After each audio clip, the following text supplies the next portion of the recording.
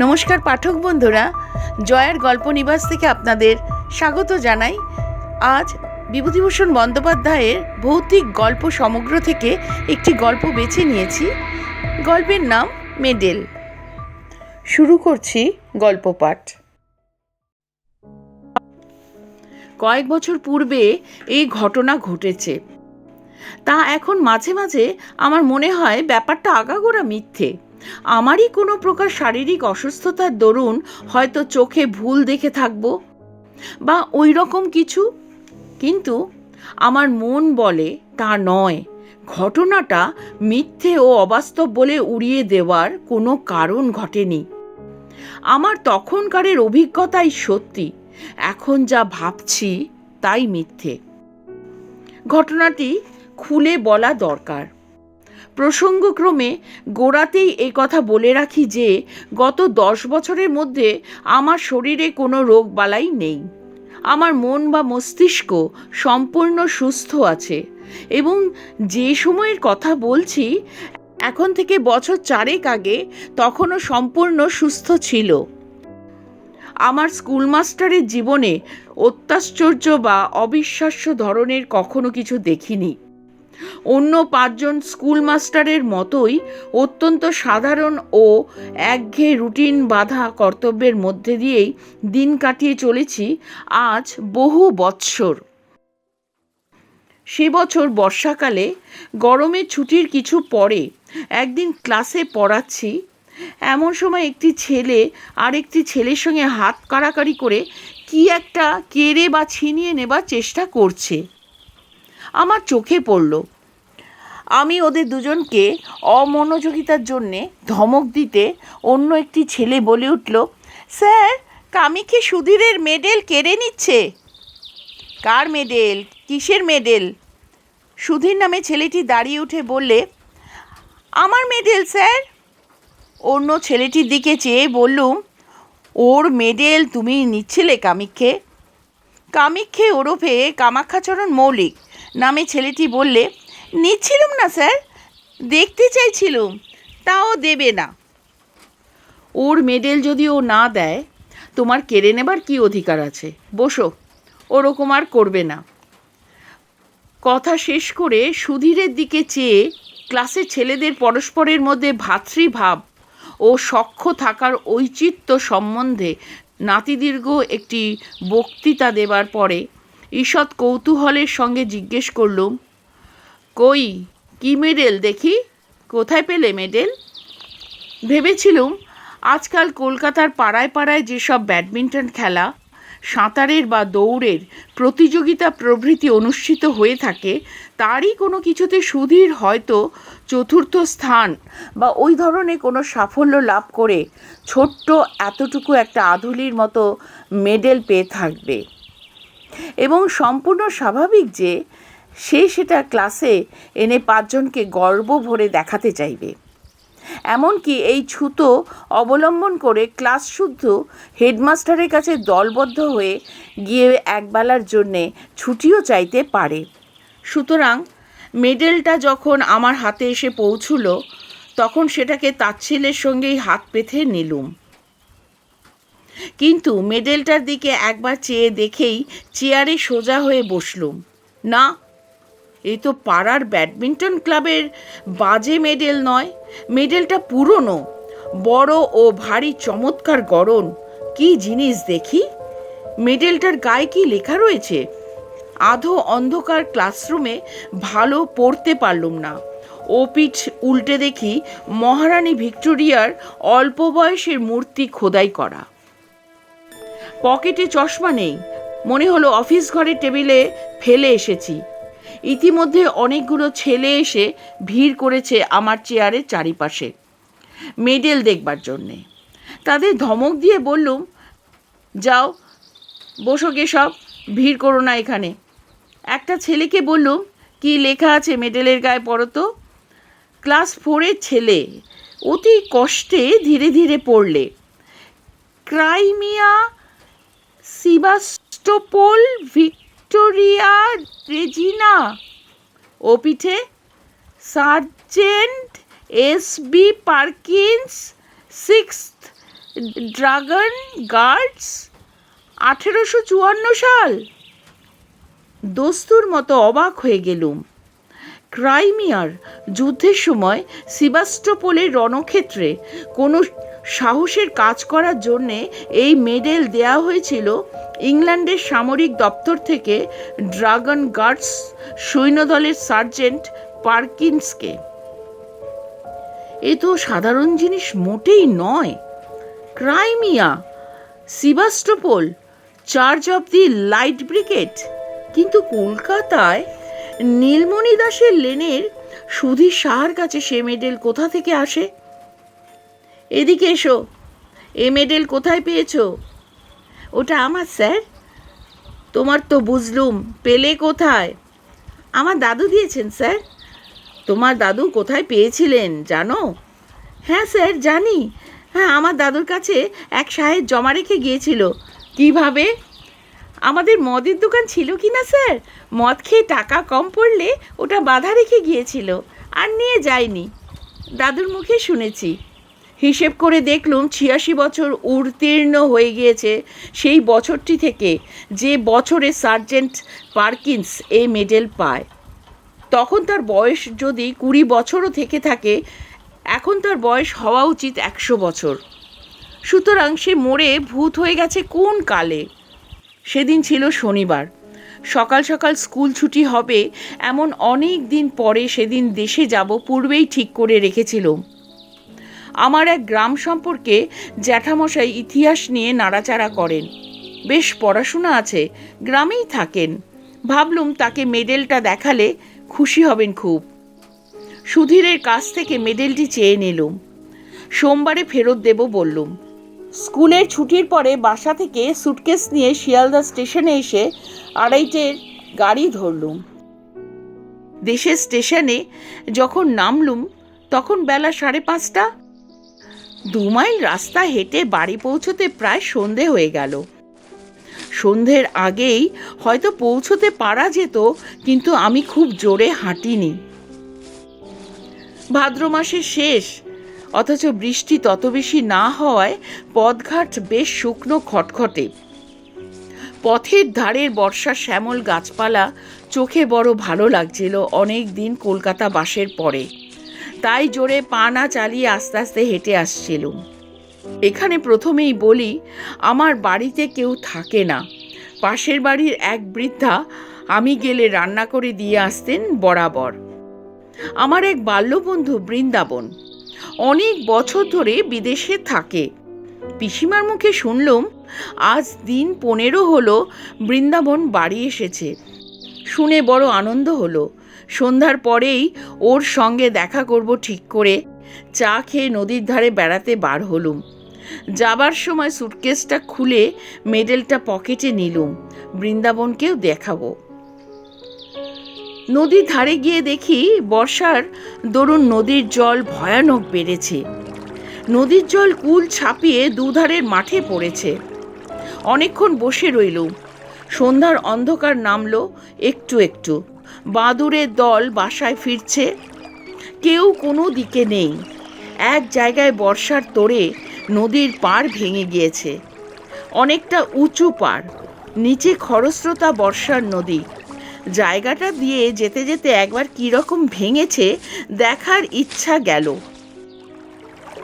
পাড়ের ধারে দাঁড়িয়ে নিচে জলের আবর্ত দেখছি। পাড়টা সেখানে অনেকখানি উঁচু, জল অনেক নিচে। হঠাৎ আমার মনে একটা অদ্ভুত ইচ্ছা জেগে উঠল। আমি লাফ দিয়ে পাড় থেকে জলে পড়ব। দাঁড়িয়ে থাকতে থাকতে ইচ্ছেটা যেন ক্রমে বেড়ে উঠছে। লাফাই, লাফ। অথচ বর্ষার খরস্রোতা নদী, কুটো ফেললে দুখানা হয়ে যায়। আমি সাঁতার জানি না, গভীর জল পাড়ের নিচেই। ইচ্ছেটা কিছুতেই যেন সামলাতে পারছি নে। এমনকি আমার মনে হলো আর কিছুক্ষণ থাকলে আমাকে লাফ দিতেই হবে, নইলে আমার জীবনের সুখ চলে যাবে। তাড়াতাড়ি নদীর পাড় থেকে একরকম জোর করেই চলে এলুম, কারণ যেন মনে হচ্ছিল এরপর আমার আর যাওয়ার ক্ষমতা থাকবে না।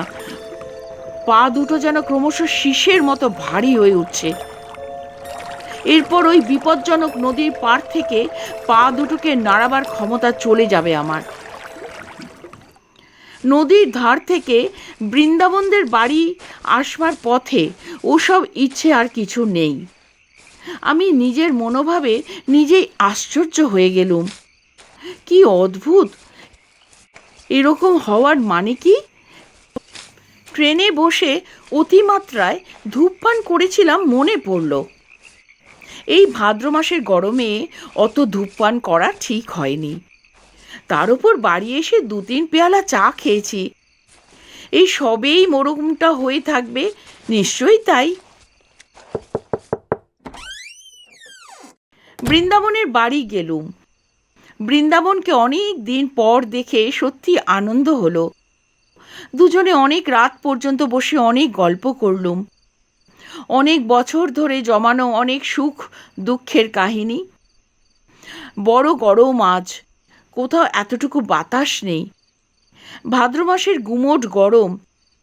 বৃন্দাবন বললে, চল ভাই, ছাদে গিয়ে বসে গল্প করি, তবুও একটু হাওয়া পাওয়া যাবে। তুই আমাদের এখানে খেয়ে যাবি, মা বলে দিয়েছেন। তোদের বাড়িতেও খবর দেওয়া হয়েছে।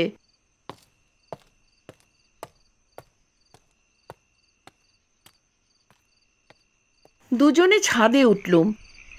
বাড়িটা দোতলা। দোতলায় ছাদের উপর একখানা মাত্র ঘর আছে।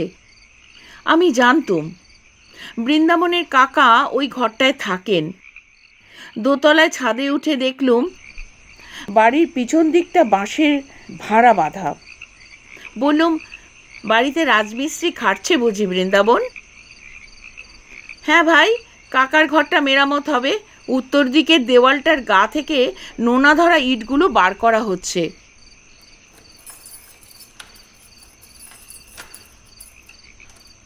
বৃন্দাবন দোতলার ঘরটার মধ্যে ঢুকলো।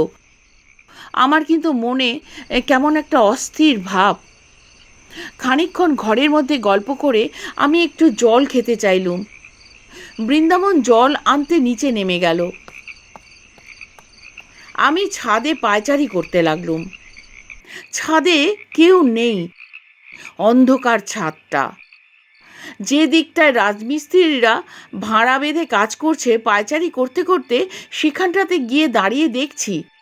হঠাৎ আমার মনে হলো, ছাদ থেকে লাফ দিয়ে পড়িনে কেন? বেশ হবে, লাফ দেব। প্রায় দুর্দমনীয় ইচ্ছা হলো লাফ দেবার। লাফ দেওয়াই ভালো, লাফ দিতেই হবে। লাফ। এমন সময় বৃন্দাবন ছাদের উপর এসে বললে, আয় ঘরের মধ্যে, মা চা পাঠিয়ে দিচ্ছেন। ওখানে দাঁড়িয়ে কেন? আরও প্রায় আধ ঘন্টা কথা বলার পরে নিচে থেকে চা ও খাবার এসে পৌঁছলো। আমরা 2 বন্ধুতে অনেক রাত পর্যন্ত গল্পগুজব করলুম। তারপর বৃন্দাবন খাওয়ার কতদূর জোগাড় হলো দেখতে নিচে চলে গেল। ঘরের মধ্যে বড় গরম। আমি বাইরের ছাদে খোলা হাওয়ায় আবার বেড়াতে লাগলুম। রাজমিস্ত্রিদের ভাড়ার কাছে এসে দাঁড়িয়ে আমার মনে হলো, লাফ এবার দিতেই হবে।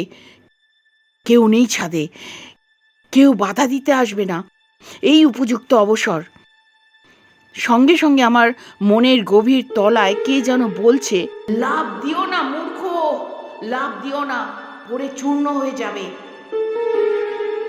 আমার মাথার মধ্যে কেমন ঝিমঝিম করছে। কতক্ষণ পরে জানি নে, এবং কিসের থেকে কি হলো তাও জানি নে, হঠাৎ বৃন্দাবনের চিৎকারে আমার চমক ভাঙল। দেখি বৃন্দাবন আমাকে হাত ধরে টেনে তুলছে। এ কি সর্বনাশ, তুই লাফ দিয়ে পড়লি দেখলুম যেন। ভাগ্যিস বাঁশে পা বেঁধে গিয়েছে, তাই রক্ষে। কি হলো তোর? আমার মাথা যেন কেমন ঘুরছিল, গা ঝিমঝিম করছিল। বৃন্দাবনকে বললাম, আমি ভাই কিছুই জানি নে তো। বৃন্দাবন ঘরের মধ্যে নিয়ে গিয়ে আমায় শুইয়ে দিলে। সকলে বললেন, ট্রেনে আসার দরুন আর গরমে শরীর কীরকম খারাপ হয়ে মাথা ঘুরে পড়ে গিয়েছিলাম। আমি জানি আমি মাথা ঘুরে পড়ে যাইনি, লাফ আমি ইচ্ছে করেই দিয়েছিলাম। তবে ঠিক যে সময়টাতে আমি লাফ দিয়েছি সে সময়ের কথাটা আমি অনেক চেষ্টা করে কিছুতেই মনে করতে পারলুম না। বিছানায় শুয়ে বেশ সুস্থ বোধ করলুম। পাশ ফিরতে হঠাৎ যেন কি একটা শক্ত জিনিস বুকের কাছে ঠেকল। পকেটে হাত দিয়ে দেখি সুধীরের সেই মেডেলটা। আশ্চর্য, এটার কথা এতক্ষণ একেবারে ভুলেই গিয়েছিলুম। বৃন্দাবনকে সেটা দেখালুম। ওদের বাড়ির সকলে মেডেলটা হাতে করে ঘুরিয়ে ঘুরিয়ে দেখলে। রাত্রিরে নিজের ঘরে এসে শুয়ে পড়লুম। আমার বাড়িতে কেউ নেই বর্তমানে, একাই থাকি এক ঘরে। একটা জিনিস লক্ষ্য করছি, যখন থেকে বৃন্দাবনদের বাড়ি থেকে বার হয়ে পথে পা দিয়েছি তখন থেকেই কেমন এক ধরনের ভয় করছে আমার। বাড়িতে যখন ঢুকলুম তখন ভয়টা যেন বাড়ল। একা ঘরে কতবার এর আগে শুয়েছি, এমন ভয় হয়নি মনে কোনোদিন। না, শরীরটা সত্যিই খারাপ। শরীর খারাপ থাকলে মনও দুর্বল হওয়া খুবই স্বাভাবিক। আলো নিভিয়ে শুয়ে পড়লুম। আমার শিয়রের কাছে একটা বড় জানলা। জানলা দিয়ে বাড়ির পেছনের বন বাগান চোখে পড়ে। বেশ জ্যোৎস্না উঠেছে, কৃষ্ণপক্ষের একাদশীর জ্যোৎস্না। হাওয়া আসবে বলে জানলা খুলে রেখেছি। কতক্ষণ ঘুম হয়েছিল জানি নে, ঘন্টা খানেকের বেশি হবে না। হঠাৎ ঘুম ভেঙে গেল। মনে হতে লাগলো আমার শিয়রের দিকে জানলায় কে দাঁড়িয়ে, যেন মাথা তুলে সেদিকে চেয়ে দেখলেই তাকে দেখা যাবে। কথাটা মনে হওয়ার সঙ্গে সঙ্গে ভীষণ ভয় হলো। অথচ কিসের যে ভয় জানি নে। এমন ভয় যে কিছুতেই শিয়রের জানলার দিকে তাকাতে পারলুম না। চোখে না দেখলেও আমার বেশ মনে হলো জানলার গড়াদেতে দুটো হাত রেখে কে দাঁড়িয়ে আছে। জ্বলন্ত চোখে সে আমার দিকে চেয়ে রয়েছে। আমি ওদিকে চাইলেই দেখতে পাবো। প্রাণপণে চোখ বুজে শুয়ে রইলুম। কিছুতেই চাইব না। ঘুমোবার চেষ্টা করলুম, কিন্তু ঘরের মধ্যে কোথাও কি ইঁদুর পচেছে?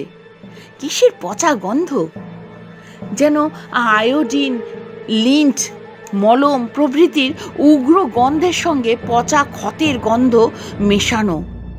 এতকাল বাড়িতে থাকা নেই, যার ওপর বাড়িঘর পরিষ্কার রাখার ভার, সে কিছুই দেখাশোনা করে না বোঝা গেল। কে যেন আমার মনের ভেতর বলছে, চেয়ে দেখো, তোমার মাথা শিয়রের জানলার দিকে চেয়ে দেখো না। ঘরের চারিধারে কিসের যেন একটা প্রভাব, কোনো অমঙ্গলজনক, হিংস্র, উগ্র, অশান্ত ধরনের ব্যাপারটা। ঠিক বলে বোঝানো যায় না। আমি যেন ভয়ঙ্কর বিপদগ্রস্ত। সে এমন বিপদ যা আমাকে মরণের দৌড় পর্যন্ত পৌঁছে দিতে পারে। এমনকি সে দৌড়ের চৌকাঠ পার করে অন্ধকার মৃত্যুপুরীর হিমশীতল নীরবতার মধ্যে ডুবিয়ে দিতেও পারে। আমি চাইব না, কিছুতেই চাইব না শিয়রের জানলার দিকে। কিন্তু যে প্রভাবই হোক, আমার ঘরের মধ্যে দেওয়ালের এই পিঠে তার অধিকার নেই। বহুকাল ধরে পূর্বপুরুষেরা বাস্তু শালগ্রামের অর্চনা করেছেন এ ঘরে। এর মধ্যে কারো কিছু খাটবে না। আমার মনই আবার এই কথাগুলো যেন বললে। অন্ধকার রাত্রে নির্জন ঘরে মন কত কথা কয়। জানলার ধারে কি যেন একটা শব্দ হলো, অদ্ভুত ধরনের শব্দটা। কে যেন জানলার গড়াদের ওপর ঠোকা দিয়ে আমার দৃষ্টি আকর্ষণ করতে চাইছে। একবার, দুবার, তিনবার ভয়ে আমার বুকের মধ্যে ঢিপ ঢিপ করতে লাগলো। কাউকে ডাকবো চিৎকার করে? একবার চেয়ে দেখবো জানলা দিকে জিনিসটা কি? হঠাৎ আমার মনে পড়লো একটা ধাড়ি বেজি অনেক দিন থেকে বাইরের দেওয়ালে কড়ি কাঠের খোলে বাসা বেঁধে আছে। আজ বিকেলেও সেটাকে একবার দেখেছি। জানলার ওপরকার কাঠে সেটা পোকামাকড় বা জোনাকি ধরছে, এ তারই শব্দ। কথাটা মনে হতেই মনের মধ্যে সাহস আবার ফিরে এলো। উফ, ঘাম দিয়ে জ্বর ছেড়ে গেল যেন। শরীর অসুস্থ থাকতে কত সামান্য কারণ থেকে ভয় পায় মানুষ। পাশ ফিরে এবার ঘুমোবার চেষ্টা করলুম স্বস্তির নিঃশ্বাস ফেলে। কিন্তু আমার এ ভাব বেশিক্ষণ স্থায়ী হলো না। এই ধারণা আমার মন থেকে কিছুতেই গেল না যে আজ রাত্রে আমি একা নই, আরও কেউ এখানে আছে। নিদ্রাহীন চোখে সে আমার ওপর খড় দৃষ্টি দিয়ে পাহারা রেখেছে। আমায় সে নিরাপদে বিশ্রাম করতে দেবে না আজ। বারবার ঘুম আসে, আবার তন্দ্রা ছুটে যায়, অমনি জেগে উঠি। কিন্তু চোখ চাইতে বা বিছানার উপর উঠে বসতে সাহস হয় না। আর সেই শব্দটা মাঝে মাঝে জানলার গড়াদের উপর হতে শুনি। খুব মৃদু করাঘাতের শব্দ, যেন শব্দটা বলছে, চেয়ে দেখো, পেছন ফিরে জানলার দিকে চেয়ে দেখো। ঘামে দেখি বিছানা ভিসে গিয়েছে। ভাদ্রের গুমোট গরম কিনা, এই অবস্থায় ভোর হলো। দিনের আলো ফুটলে লোকজনের শব্দ কানে যেতে রাত্রের ভয়টা মন থেকে কোথায় মিলিয়ে গেল। নিশ্চিন্ত মনে বেলা 9টা পর্যন্ত পড়ে ঘুম দিলুম। তারপর উঠে চা খেয়ে পাড়ায় বেড়াতে বার হওয়া গেল। এই সময় একটা ঘটনা ঘটল। তখন আমি তার বিশেষ কোনো মূল্য দিইনি, কিন্তু পরে সব কথা মনে মনে আলোচনা করে দেখে সেটা ভারী আশ্চর্য বলেই মনে হয়েছিল। ও পাড়ার পথে আমার সেই জ্যাঠামশাইয়ের সঙ্গে দেখা। তাকে দেখাবার জন্য আমি মেডেলটা কাল রাত্রে সঙ্গে নিয়েই বেরিয়েছিলুম, কিন্তু বৃন্দাবনের বাড়িতে নিমন্ত্রণের জন্যে তার সঙ্গে দেখা করতে পারিনি। আমায় দেখে তিনি বললেন, এই যে সুরেন, ভালো আছো? কাল তুমি এসেছো দেখলাম, তখন অনেক রাত, তার ডাকলুম না। বোধহয় বৃন্দাবনের বাড়ি থেকে ফিরছিলে। আমি তখন ছাদে পায়চারি করছি। যে গরম গিয়েছে বাবা কাল রাত্রিরে, তোমার সঙ্গে লোক রয়েছে দেখে আরও ডাকলুম না। ও লোকটি কে? খুব লম্বা বটে, যেন শিখ কি পাঞ্জাবির মতো লম্বা। তোমার বন্ধু বুঝি? বাঙালির মধ্যে এমন চেহারা, বেশ বেশ। আমি অবাক হয়ে জ্যাঠামশাইয়ের মুখের দিকে চেয়ে বললুম, আমার সঙ্গে লম্বা লোক কাল রাত্রিরে? সে কি জ্যাঠামশাই? জ্যাঠামশাই আমার চেয়েও অবাক হয়ে বললেন, তোমার সঙ্গে লোক ছিল না বলছো? একা যাচ্ছিলে? আমার চোখের দৃষ্টি একেবারে কি এত খারাপ হয়ে যাবে বাবা? আমি হেসে বললাম, তাই হবে জ্যাঠামশাই, চোখে কীরকম ঝাপসা দেখে থাকবেন? বয়স হয়েছে তো, আমার সঙ্গে কেউ ছিল না। তাছাড়া আপনাদের বাড়ির সামনের আম গাছটার ছায়া কীরকম আলো আধার দেখেছেন চোখে, অমন ভুল হয়। জ্যাঠামশাই যেন রীতিমতো হতভম্ব হয়ে গেলেন। বললেন, কি আশ্চর্য কাণ্ড! এতটা ভুল হবে চোখে? আম গাছের এদিকে যখন তুমি টর্চ জ্বাললে, তখন দেখলুম তুমি আর তোমার পেছনে একজন লম্বা লোক। তারপর তুমি টর্চ নিভিয়ে আম গাছের ছায়ার মধ্যে ঢুকলে, তখনও জ্যোৎস্নার আলো আর আম গাছের ছায়ার অন্ধকারে আমি বেশ দেখতে পেলুম লোকটি তোমার পেছনে পেছনে যাচ্ছে, তোমার মাথার চেয়েও 1 হাত লম্বা, তোমার একেবারে ঠিক পেছনে। তবে খুব ভালো তো দেখতে পেলুম না, অত দূর থেকে আর আরো অন্ধকারের মধ্যে স্পষ্ট কিছু দেখা গেল না তো। এমনকি একবার এ পর্যন্ত মনে হলো তোমায় ডেকে জিজ্ঞেস করি তোমার বন্ধুটি কে।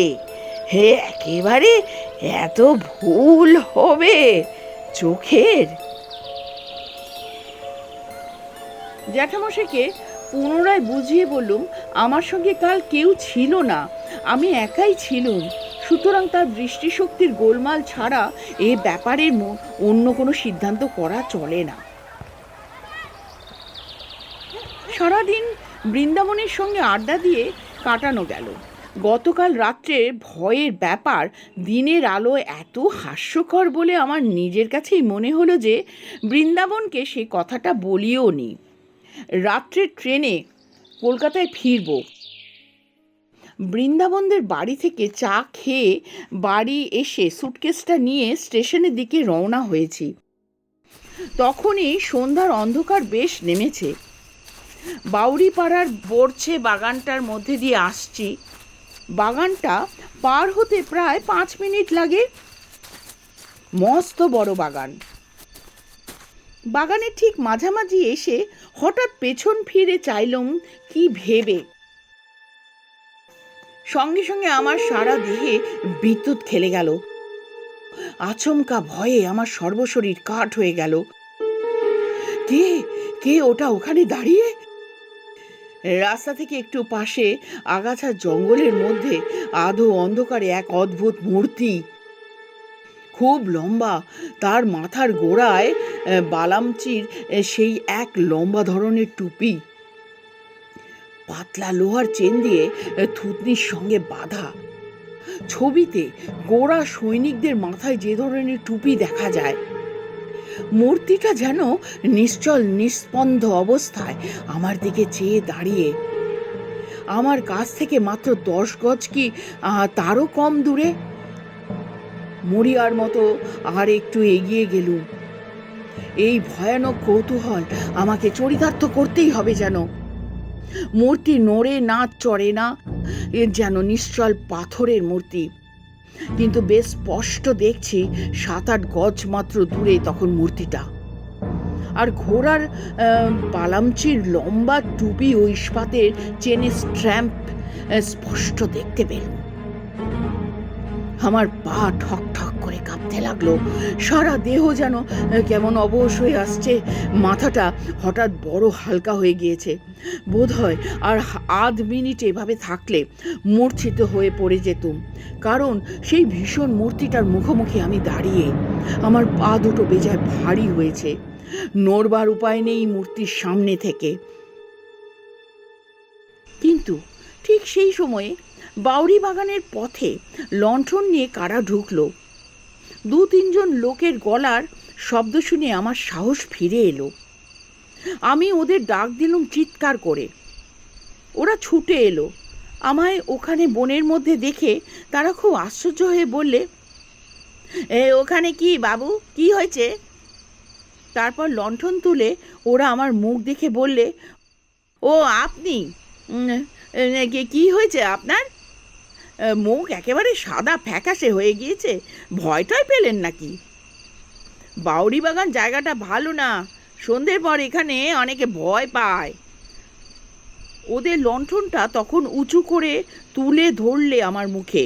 সেই আলোয় দেখলুম সামনের মূর্তিটা তখনও সেখানে ঠিক সেই রকম দাঁড়িয়ে।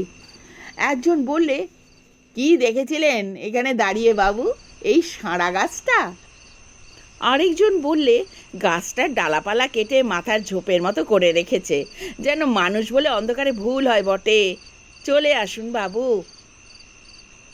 আমিও দেখলুম সারা গাছই বটে, মাথার দিকে পাতাগুলো ছেটে গাছটাকে দেখতে হয়েছে ঠিক হর্স গার্ডসদের ঘোড়ার বালামচির টুপি। লোকের চোখের কি ভুলই হয়। কাল আমি আবার জ্যাঠামশাইকে চশমা নিতে বলছিলুম, ভেবে লজ্জা হলো মনে মনে। তিনি বৃদ্ধ লোক, তার চোখের ভুল তো হতেই পারে। আমারই যখন এই অবস্থা। ওরা আমায় আলো ধরে স্টেশনে পৌঁছে দিলে। পরের দিন স্কুলে সুধীরের মেডেলটা ফেরত দিলুম।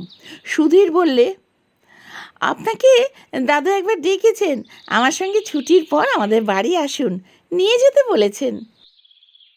সুধীরের দাদু বললেন, হ্যাঁ যাক, আমার বড় ভয় হয়েছিল মাস্টারবাবু। সুধীরের কাছ থেকে মেডেলটা নিয়ে গিয়েছেন দেশে, শুনলুম কি না। আপনার দেশের ঠিকানা জানতুম না, তাহলে একটা তার করে দিতুম। ও মেডেলটা আমার বাবাকে একজন গোড়া সৈন্য দিয়ে যায়। আমি তখন জন্মাইনি, বাধা দিয়েছিল আর উদ্ধার করতে পারেনি। বেজায় মাতাল আর গোয়ার ছিল লোকটা। ও মেডেলের বিপদ হচ্ছে আমাদের বংশের লোক ছাড়া অন্য কেউ নিলে তার বড় বিপদ ঘটে। আমার এক ভগ্নিপতি একবার কিছুতেই শুনলে না, অনেক কাল আগের কথা, বাড়ি নিয়ে গেল মেডেল দেখাতে। সেই দিন সন্ধ্যের সময় ছাদ থেকে পড়ে মারা গেল। মৃতদেহের পকেট থেকে মেডেলটা বেরুলো। আমি কলের পুতুলের মতো শুধু বললুম, ছাদ থেকে পকেটে মেডেল পাওয়া গেল? হ্যাঁ মাস্টার বাবু, আমার নিজের ভগ্নিপতি। মিথ্যা কথা তো বলবে না। আজ 27-28 বছর আগের কথা। ওটা আরো 2-1 জন নিয়েছে, তখনই ফেরত দিয়ে গিয়েছে।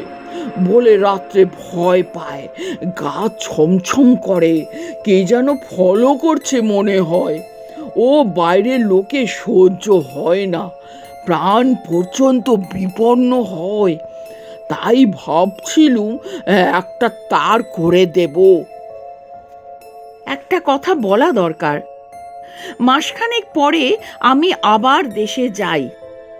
বাউরি বাগানে ঢুকে যেখানে সে রাত্রে ভয় পেয়েছিলুম, সেদিকে চেয়ে দেখে সে সারা গাছটা কোথাও আমার চোখে পড়ল না। যে আম গাছটার ধারে সারা গাছটা দেখেছিলুম, সেখানে দিন মানে বেশ ভালো করে দেখেছি, কোথাও সে সারা গাছ নেই।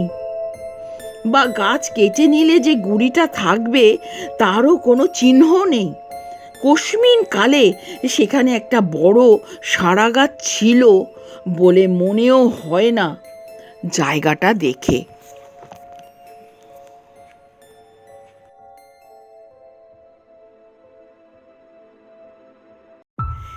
এখানেই গল্প শেষ হলো। আমার প্রিয় পাঠক বন্ধুরা, আমার চ্যানেলকে যদি আপনার ভালো লাগে তাহলে একটু সাবস্ক্রাইব করে দেবেন, একটু লাইক দিয়ে দেবেন, একটু কমেন্টও করবেন কী ধরনের গল্প আপনাদের ভালো লাগে, তাহলে একটু উৎসাহ পাই। আপনারা আমার হার্দিক ভালোবাসা নেবেন। নমস্কার।